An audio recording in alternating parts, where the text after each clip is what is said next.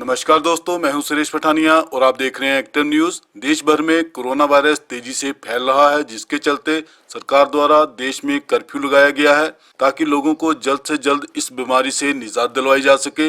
वहीं सेहत विभाग की ओर से लोगों को सावधानी बरतने के निर्देश दिए जा रहे हैं। इस संबंधी जानकारी देते हुए एसएमओ सुजानपुर डॉक्टर नीरू शर्मा ने बताया कि हमें सरकार द्वारा लगाए कर्फ्यू का पालन करना चाहिए। हमें अपने हाथ साबुन से धोने चाहिए व मुंह को मास्क लगाना चाहिए और अगर किसी को सूखी खांसी है, साथ में तेज बुखार है, तो इस संबंधी निकटतम स्वास्थ्य केंद्र जाना चाहिए और प्रशासन का सहयोग करना चाहिए। पेश है इस संबंधी हमारे सहयोगी पवन कोहली की एक रिपोर्ट। ਸੁਜਾਨਪੁਰ ਵਾਸੀਆਂ ਨੂੰ ਤੇ ਹੋਰ ਲੋਕਾਂ ਨੂੰ ਵੀ ਬੇਨਤੀ ਕਰਦੀ ਹਾਂ ਬਈ ਲੋਕਾਂ ਤੋਂ ਡਿਸਟੈਂਸਿੰਗ ਬਣਾ ਕੇ ਰੱਖਣ।